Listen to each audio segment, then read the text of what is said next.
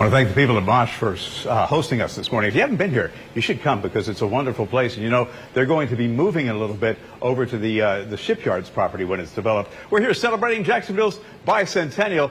And something you may not have known about our city, it was almost home to Walt Disney World. And Mel is live at one of the historic exhibits. And Melanie, the people seeking land for an East Coast theme park in Florida were told by Ed Ball, I don't deal with carnival folk. And Orlando got a big old carnival named Disney.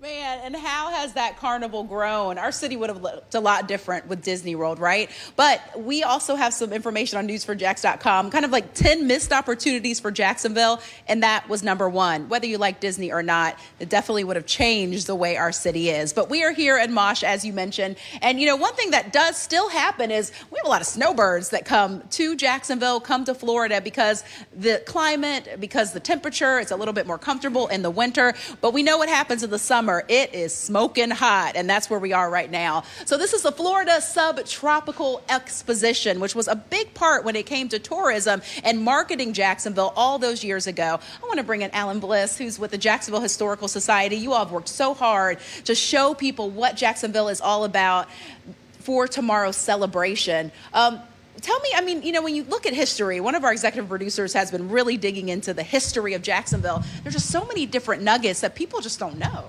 Oh, I argue that Jacksonville has more and more interesting history in its little finger than any other place in Florida. This is a fabulously complicated city with countless stories. Our tagline at the Historical Society is one city, many stories. And we stand on the shoulders of so many people who have made this city their home, their place of work, their business, built careers, built industries here. And it's a legacy that we are all the stewards and custodians of in the present moment. I love the way that you just worded that. If you could share, I mean, I know there's thousands of things that you could share, but what is one piece of history that you think people should really invest in learning?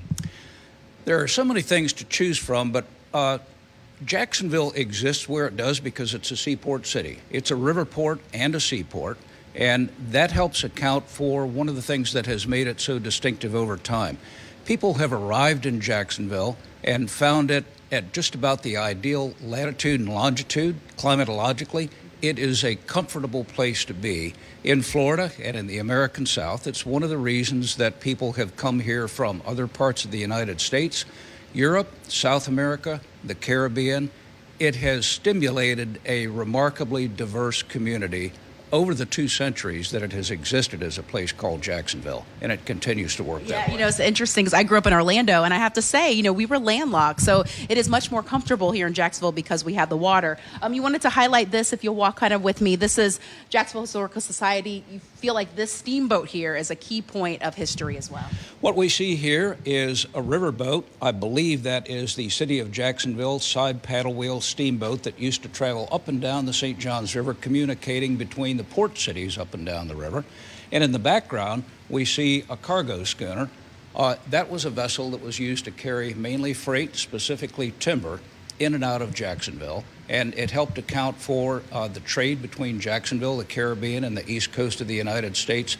It all speaks to this as a place of immigration, migration between places, and it helps strengthen the fact that Jacksonville has always been deeply connected to the rest of the community, the rest of the country, and international. Yeah, the water made us relevant. Just quickly, what do you see in the next 200 years, even the next 10 years for the city?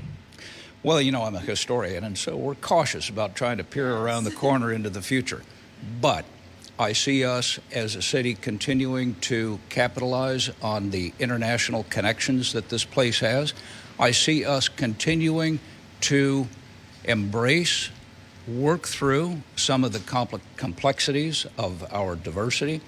I see us as a place that I hope is mindful of our history, mindful of our past, and that reminds us, when we think about that we have a citizenship duty in the present, and we need to be mindful of the generations that will be coming after us in this city. That's the value of historical understanding. Alan, thank you. I know you don't like to look into the future, but that was a beautiful way to do it. So thank you so much. You know, I've lived here a lot longer than I thought I ever would. And I do believe, Bruce, you know, the city has so much potential, and we'll see some of that come coming up on Saturday at the Bicentennial. It is going to be a huge celebration and a time to really invest in this city and the historical perspective.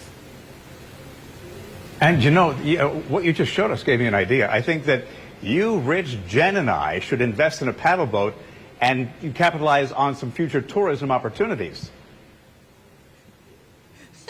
You're always thinking, Bruce. I love that idea. I'm down. Always thinking.